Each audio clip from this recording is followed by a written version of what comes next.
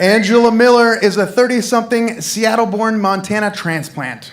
She is the mother of 2 wonderful boys, affectionately known as the A-team, and 1 zany Labrador.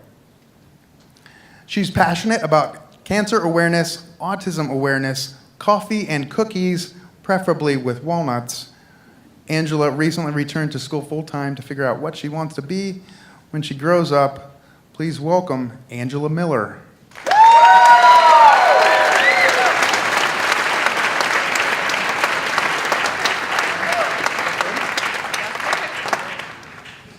Hello. In 1987, Emily Pearl Kingsley wrote a poem titled Welcome to Holland. And it has become pretty much the unofficial battle cry of any parent that has a child with special needs. The gist of it begins with the premise that you're going to fly to Italy, and you prepare for this beautiful trip to Italy by reading about wine and cities and Venice and all of these wonderful places that you're going to go. And before you arrive, you find out that your flight has been diverted to Holland, and there's no turning back. So you land on the tarmac, very disappointed that you're not going to go to Italy, but still trying to get your head around the fact that you're now going to be in Holland. And as things kind of come to solidify in your mind that this is where, in fact, you're going to be, you start to appreciate the finer things about Holland. Tulips and windmills and everything there is to know about living in Holland. So I'm going to tell you about my trip to Holland. In 2008, after 3 hours of labor, I was blessed with a beautiful, wonderful 10-pound, 4-ounce baby boy. Yeah, hold your applause. And I looked at my little guy and I was like, you know what, you are beautiful in all of your wrinkly, alien, wonderful goodness. And I brought him home to his older brother, and in the infallible thought of raising children, I thought, these 2 are going to be exactly alike. And I could not have been more incorrect. The first 2 years of Aaron's life was spent me doing this.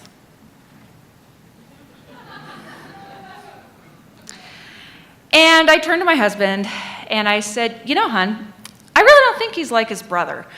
To which my husband replied, what? So we kind of reached an agree to disagree moment where I felt that perhaps something wasn't quite right, and my husband's wisdom was, well, he's not going to be like his brother. And to which I was like, well, yeah, no shit, look at him. And so here I've got these 2 beautiful boys, and they look exactly alike, but they could not have been more different. So we took him to the doctor, like most good parents would do.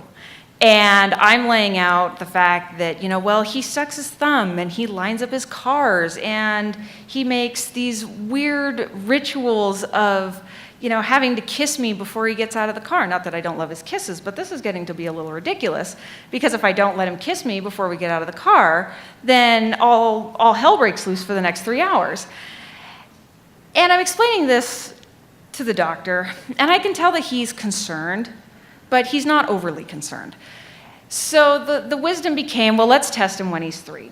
And I figured that was fine. You know, that at least calmed things to a dull roar. I still had the stupid look on my face half the time of, but at least I knew that if I just waited this out, by the time he turned 3, if things didn't get better, that he would be tested for what, I didn't know. Some perpetual weird child disease, Hot Wheels cars lineup-erosis, any number of afflictions, but autism never crossed my mind. Autism was just one of those things that happened to other people's children. Certainly didn't happen to my kid. So by the time he rolled around to his 3rd birthday, his father was already 3 rounds into chemotherapy and looking at a 4th. So we had to wait because I was juggling chainsaws. I could devote all of my time and attention to my 3-year-old who was still from another planet, or I could devote all of my time and effort to taking care of his terminally ill father. Fast forward, Aaron is now 4 years and 9 months old, and I find myself catatonic, looking through a one-way glass, not too far from here, where he is, in fact, diagnosed with autism. And the folks that checked him out, they came out into the room, and it was this very somber experience. And I'm just kind of like, okay, what are you going to tell me? The kid has some fucking itis. What's it going to be? Still, autism was just not even on the radar. And they said, well, we're very sorry, Miss Miller, but your son has autism. And I looked at them and I went, yeah, okay.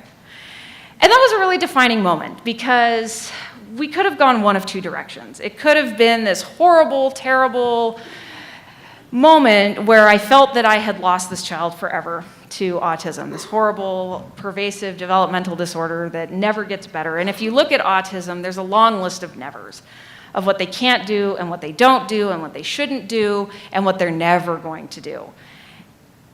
But then there's also this great big list of all the things that they can do. And then there's all the things that you wouldn't even ever imagine that they would do. Like love apps on iPhones called Fart Studio. It's seriously, people, I can't make this up. Look it up, it exists.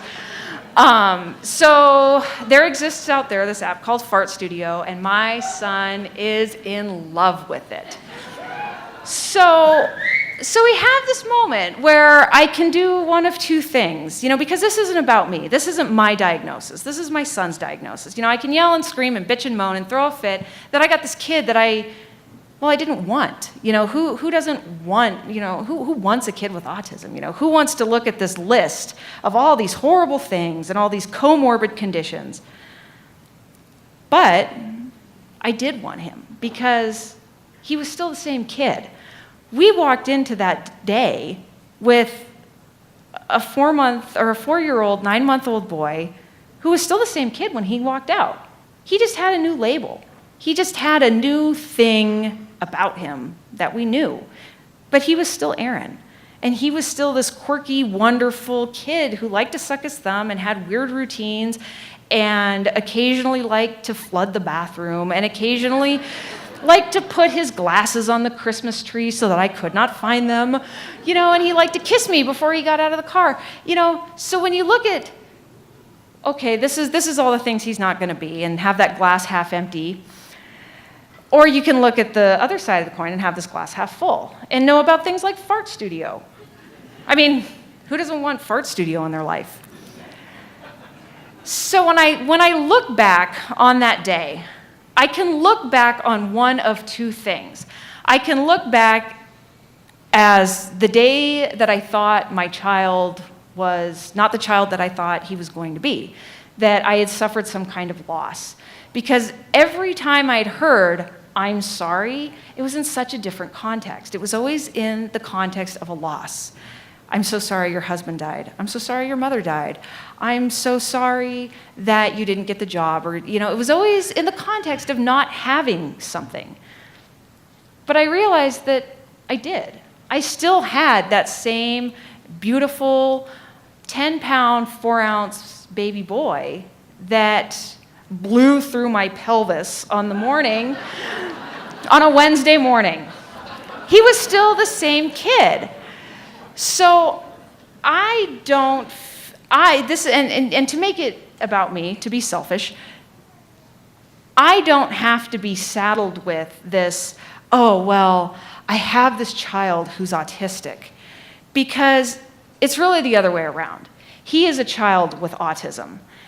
And in him, I really learned a lot about myself, and I learned a lot about his brother, who I thought he was going to be exactly like. And of course, he's not anything like his brother Alex, but it's awesome because they're so different. They complement each other so well. And in him, I found the strength to do a lot of things that I don't think I ever would have done. And one of them, of course, was going back to school. And every opportunity that I've had through the last 2 years of finishing my degree, I've devoted to finding out more about autism. And in that respect, more about him and more about myself and really more about people. So I don't look back on the day that he was diagnosed with autism as the day of loss.